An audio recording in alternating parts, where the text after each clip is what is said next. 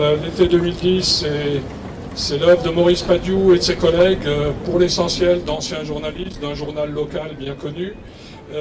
Et grâce à leur travail, l'été du livre 2010 marque vraiment le retour aux sources. Merci pour l'hommage que vous venez de rendre à Maurice, qui s'était particulièrement investi dans cette entreprise.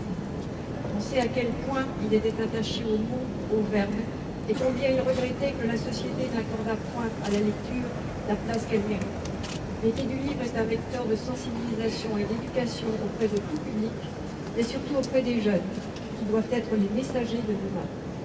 Ceux qui contribueront à redonner à la lecture ses lettres de noblesse, c'était en tout cas le souhait de Maurice, qui œuvrait dans ce sens. Je souhaite bon vent à cette édition de Maurice. Je suis d'abord heureux de partager ce grand moment avec vous et de me souvenir de Maurice Padiou. Modernité et alors? Nous voilà partis dans une aventure nouvelle avec un point d'interrogation. On a déjà eu un point d'interrogation avec Scheller. J'ai une citation de Gramsci. À vous soumettre, Gramsci, c'est très tendance en ce moment, d'autant plus que maintenant on a plus peur des rouges. Hein, qui semble pouvoir être employée fort à propos. Que dit-elle? Elle dit que la crise, c'est bien lorsque l'ancien ne veut pas mourir, mais que le nouveau ne parvient pas à naître. Nous en sommes bien là.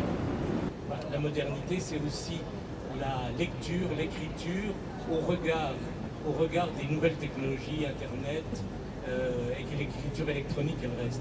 Alors, vis-à-vis de cet homme qui essaye désespérément de sauver le soldat Ryan de l'oralité et de l'écriture, je pense qu'il était évident de l'inviter. Je suis très heureux d'être dans une profession qui n'est pas fermée, qui ne soit pas une corporation dans laquelle il faut avoir certains titres, certains diplômes pour entrer. Non, en permanence, des gens entrent dans le journalisme, en permanence, des gens sortent, et de la même façon pour la littérature. Mais attention, c'est une chose d'utiliser différents supports pour l'information, ce que j'ai fait, par exemple, la télévision au livre. C'en est une autre, de faire de la littérature. La littérature est un art, la littérature est la fiction. Et voyez-vous, il ne faut surtout pas se faire d'illusions. Ce n'est pas parce que, comme moi, on écrit des livres, on écrit des essais, des livres de journalistes, qu'on est et qu'on doit se prendre pour un grand écrivain de la langue française, ou même titre, Flaubert, etc. Non, je ne suis pas dans cette catégorie.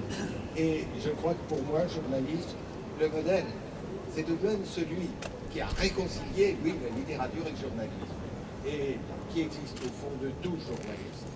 C'est Émile Zola.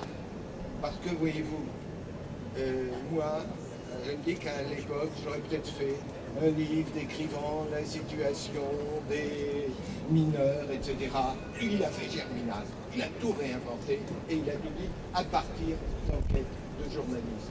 Et en plus de tout, c'est lui quand même qui a su faire entendre la voix pour dénoncer le scandale de la condamnation de Dreyfus. Alors évidemment, c'est le rêve de tout journaliste d'être à la fois le journaliste qui annonce, qui dénonce, qui crée des fictions, qui crée des œuvres d'art. Non.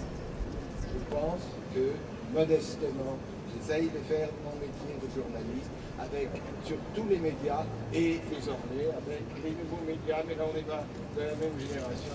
Moi, je ne sais pas utiliser Internet, mais il faut que lorsque l'on fait du journalisme dans le livre, on ne se prenne pas automatiquement pour un grand auteur.